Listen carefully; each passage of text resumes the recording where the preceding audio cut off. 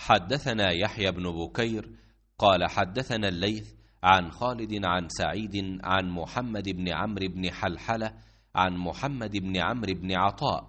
وحدثنا الليث عن يزيد بن أبي حبيب ويزيد بن محمد عن محمد بن عمرو بن حلحلة عن محمد بن عمرو بن عطاء أنه كان جالسا مع نفر من أصحاب النبي صلى الله عليه وسلم، فذكرنا صلاة النبي صلى الله عليه وسلم، فقال أبو حميد الساعدي: أنا كنت أحفظكم لصلاة رسول الله صلى الله عليه وسلم، رأيته إذا كبر جعل يديه حذاء منكبيه، وإذا ركع أمكن يديه من ركبتيه، ثم هصر ظهره، فإذا رفع رأسه استوى حتى يعود كل فقار مكانه، فإذا سجد وضع يديه غير مفترش ولا قابضهما، واستقبل بأطراف أصابع رجليه القبلة، فإذا جلس في الركعتين جلس على رجله اليسرى ونصب اليمنى، وإذا جلس في الركعة الآخرة قدم رجله اليسرى ونصب الأخرى وقعد على مقعدته. وسمع الليث يزيد بن أبي حبيب ويزيد بن محمد بن حلحلة وابن حلحلة من ابن عطاء.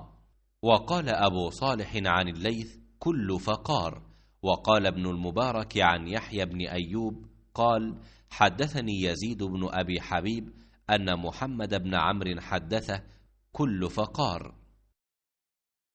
محمد بن عمرو بن عطا نے بیان کیا دوسری سند اور کہا کہ مجھ سے لیث نے بیان کیا اور ان سے یزید بن ابی حبیب اور یزید بن محمد نے بیان کیا، ان سے محمد بن عمرو بن حلحلہ نے بیان کیا،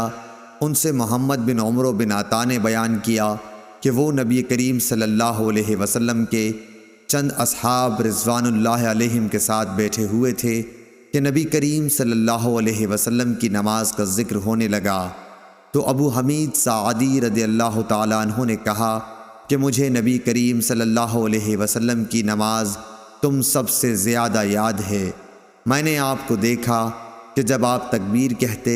تو اپنے ہاتھوں کو کندھوں تک لے جاتے، جب آپ رکوع کرتے تو گھٹنوں کو اپنے ہاتھوں سے پوری طرح پکڑ لیتے اور پیٹھ کو جھکا دیتے، پھر جب رکوع سے سر اٹھاتے تو اس طرح سیدھے کھڑے ہو جاتے کہ تمام جوڑ سیدھے ہو جاتے، جب آپ سجدہ کرتے تو آپ اپنے ہاتھوں کو زمین پر اس طرح رکھتے کہ نہ بالکل پھیلے ہوئے ہوتے اور نہ سمٹے ہوئے، پاؤں کی انگلیوں کے منہ قبلے کی طرف رکھتے، جب آپ صلی اللہ علیہ وسلم 2 رکعتوں کے بعد بیٹھتے تو بائیں پاؤں پر بیٹھتے اور دایاں پاؤں کھڑا رکھتے، اور جب آخری رکعت میں بیٹھتے تو بائیں پاؤں کو آگے کر لیتے اور دائیں کو کھڑا کر دیتے، پھر مقعد پر بیٹھتے۔ لیث نے یزید بن ابی حبیب سے اور یزید بن محمد بن حلحلہ سے سنا، اور محمد بن حلحلہ نے ابن عطا سے اور ابو صالح نے لیث سے کلو فقارم مکانہ نقل کیا، اور ابن المبارک نے یحییٰ بن ایوب سے بیان کیا، انہوں نے کہا کہ مجھ سے یزید بن ابی حبیب نے بیان کیا کہ محمد بن عمرو بن حلحلہ نے ان سے حدیث میں کلو فقارن بیان کیا۔ صحیح بخاری حدیث نمبر 828۔